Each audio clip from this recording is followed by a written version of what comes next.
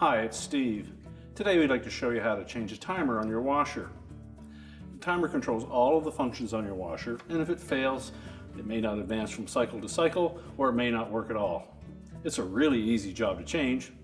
Let me show you how we do it. Now before we begin this repair, the first thing we'll need to do is to disconnect power to the washer. So unplug it, and we'll also need to pull it far enough forward that we can access the back of the control panel.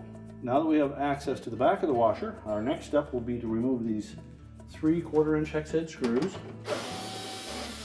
And they secure the control panel to this metal bracket.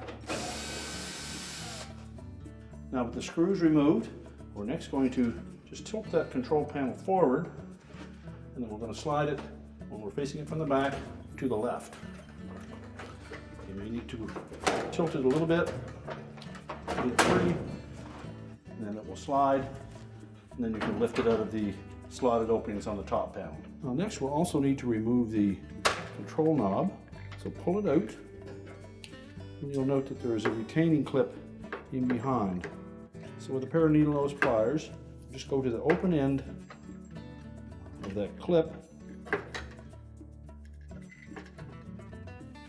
and just push it away from the edge of the knob, and then reach in with our needle nose pliers and pull it completely out.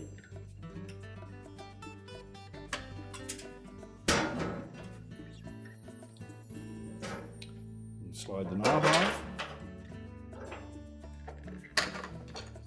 and the knob skirt, and we'll set those aside.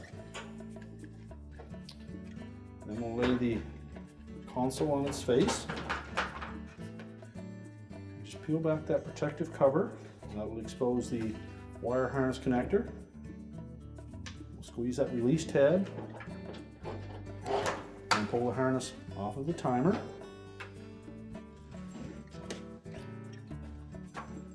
Then next we have a 5/16 screw that is located on the front end of that timer. We'll just remove that.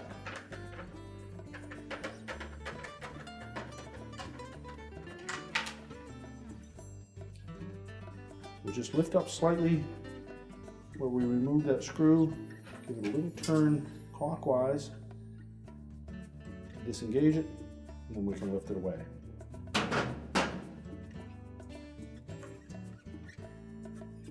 Take our new timer, fit the shaft through the opening. We're going to line up these two tabs with the two tabs on the back of the control panel.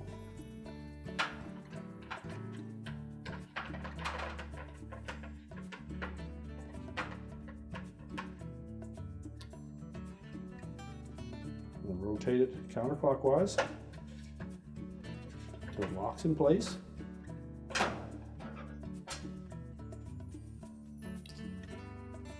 Reinstall that 5/16 retaining screw.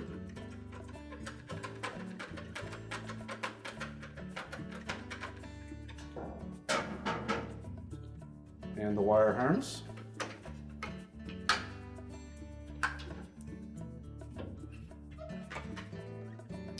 Now we'll tilt that console back up into position, and we're going to line up these three tabs on the bottom of the console with the three slotted openings on the back of that main top. So fit those down into those openings, and we'll slide it sideways so it engages.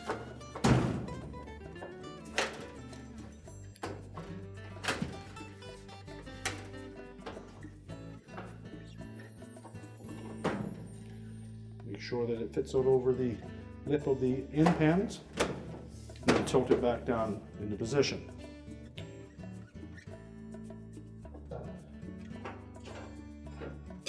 Now reinstall the knob skirt.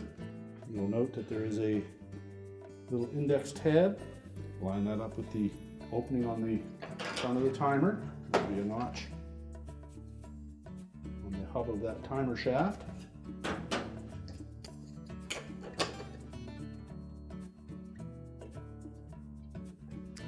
Press it in flush. Now next, we'll take the knob, and you'll note that there is two slots on either side of that. I'll take that retaining clip can fit it over those slots.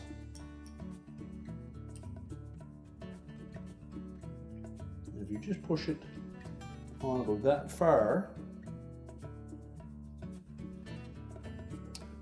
slide the knob onto the shaft, and we'll reach in with our pliers and just push that clip the remainder of the way on. And that will engage the timer shaft. And now we can put the screws into the back panel. So just make sure that the console is tight up against that back panel. And then reinstall the retaining screws.